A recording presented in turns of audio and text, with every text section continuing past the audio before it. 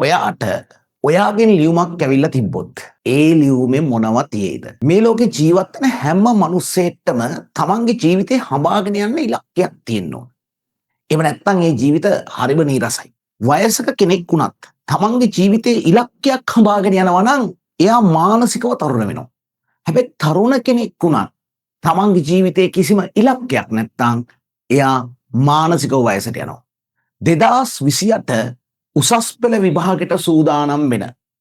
ඒ කියන්නේ මේ පාර O level කරලා ප්‍රතිඵල ඇවිල්ලා පෙළ විභාගයට සූදානම් වෙන ඔයගොල්ලන්ට තමයි මේ කතාව. ඔයා A level වලට මොන විෂය ධාරාව හැදෑරුවත් මම මෙන්න මේ කියන ක්‍රමේ පාවිච්චි කරන්න. ඔයාගේ ජීවිතය තුළ හඹාගෙන යන්න ඉලක්කයක් ඔයාම හදා ගන්නවා. ඒ හඹාගෙන යන ඉලක්කේ වෙන මොකක්වත් නෙවෙයි. ඒ ඔයාවම තමයි. මෙන්න මේකයි කතාව. දැන් ඔයා A level වලට එනකොට ඔයාට A level වලට තියෙනවනේ කාල සීමාවක්. ඔයාට තියෙනවා A level වලට අවුරුදු 2කමාරක වගේ කාලයක්. ඒ වගේම ඔයාට තියෙනවා මේ වැඩේ කරන්න මාස වලින් ගත්තොත් එහෙම මාස 30ක්. දින වලින් ගත්තොත් දින 800කට ආසන්න ප්‍රමාණයක්. හරි. දැන් පුතේ මේ ඔයාලා මේ වැඩේට බහිනකොට මේ වැඩේට ඔයාලා බහින්නේ ෆුල් ගැම්මෙන්නේ.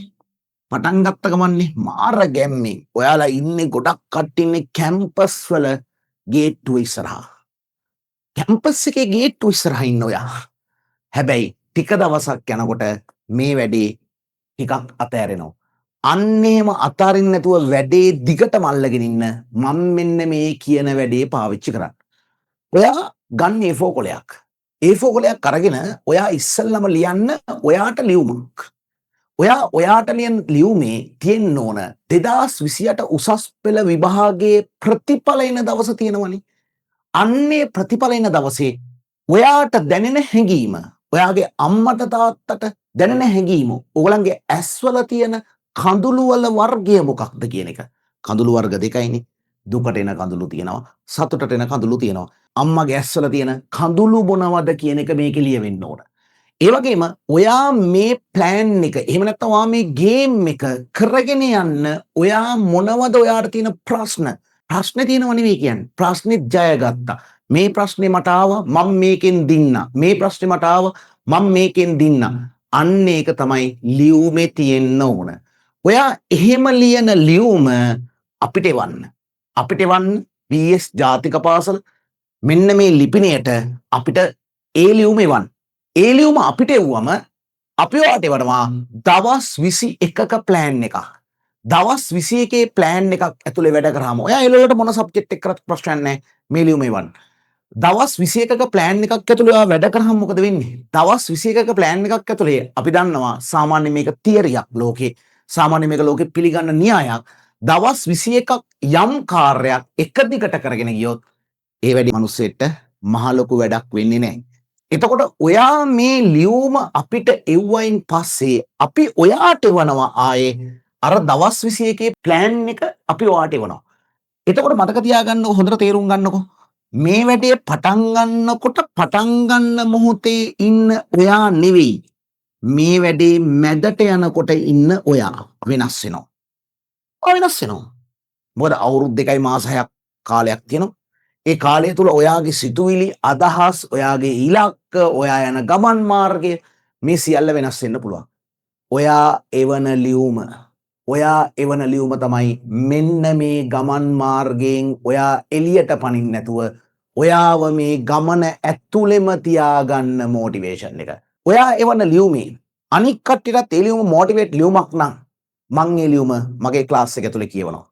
කියවලා මං ඒකේ රෙකෝඩින් එක ඔයාටත් එවන්නම්. එතකොට ඔයාට පුළුවන් ඔයා ට්‍රැක් පනින හැම වෙලාවකම ඒ වීඩියෝ එක බලන්න. ඒ වීඩියෝ එක බලුවෙන් පස්සේ ඔයාට තේරෙයි මම දැන් ට්‍රැක් පැන්නට මං පටන් ගන්නකොට මෙහෙම අවසානයක් ලියපු මිනිස්සෙක්. පටන් ගන්නකොටම අවසානය ලියන්න තමන්ගේ ඉලක්ක පටන් ගන්නෙ කවක්ද? ඒ ඉලක්ක පටන් ගන්නකොට තමන් ජීවිතේ යන්න හදන පාර, තමන් ජීවිතේ යන්න හදන තැන මොකක්ද කියලා තමන් තීරණය කරනකොට තමන්ගේ පළවෙනි පරිච්ඡේදයයි අවසන් පරිච්ඡේදයයි දෙකම තමන්ම ලියන්න.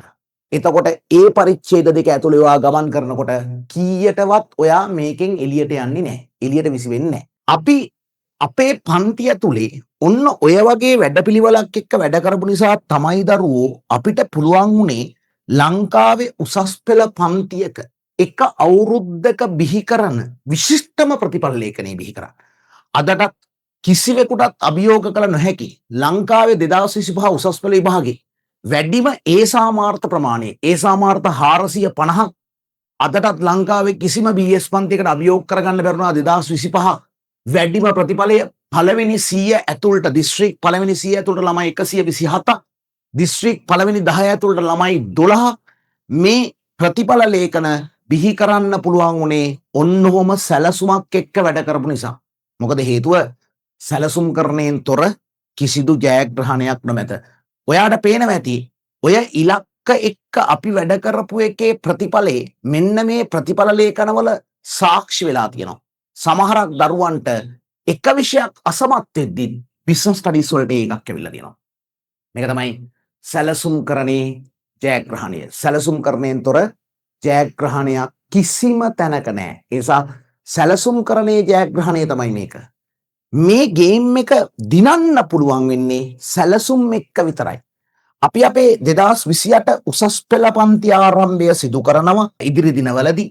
ඔයාට පුළුවන් විස්තර දැනගන්න මෙන්න මේ නගරවල මේ ආකාරයට ඔන්ලයින් ක්ලාස් එකක් තියෙනවා. ඔන්ලයින් ක්ලාස් එක ගැන ඔයාට පුළුවන් විස්තර මේ නම්බර් එකෙන් දැනගන්න. ඊට පස්සේ පෙන්සිල් ඔපෙරා ආයතනයේ කුරුණෑගල අපේ ක්ලාස් එකක් තියෙනවා. ඊට අමතරව අපේ මහනුවර නගරයේ පටන් ගන්නවා නිට්‍රෝමා ආයතනයේ නිට්‍රෝමා මහනුවර. මම ඇත්තට මේ මහනුවර 2027 පන්තියක් විතරයි පටන් ගත්තේ. නමුත් මේ අවුරුද්දේ අපි නිට්‍රෝමා ආයතනයේ පටන් ගන්නවා 2028 පන්තියකුත් පටන් ගන්නවා නිට්‍රෝමා ආයතනයේ. මම ඒකේ නම්බර් එකත් ඔයාලට දෙන්නම්. ඔයාලට පුළුවන් නිට්‍රෝමා ආයතනය සම්බන්ධ කරගන්න. මෙන්න මේ නම්බර් එකෙන් නිට්‍රෝමා ආයතනයේ පන්ති පිළිබඳව 077 387යි 27යි 22 නම්බර් එකෙන් ඔයාට පුළුවන් ඒ පන්තිය පිළිබඳ විස්තර ගන්න. එහෙනම් මම අර කිව්ව වැඩේ පටන් ගන්න. මොකද්ද?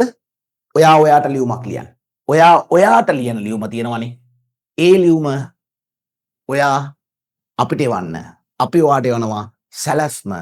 අනික් කාරණේ තමයි ඒ ලියුමේ ඔයා ලියලා තියෙන කතාව ඇත්ත වෙන දවසක් තියෙනවා. ඒ තමයි 2028 දෙසැම්බර් මාසේ ප්‍රතිඵල එනකොට අන්න එදාට ඔයාට ඔයාව හම්බ වෙනවා. එහෙනම් ආයිබෝන් ජයවා අපි පන්තියේදී හම්බ වෙමු.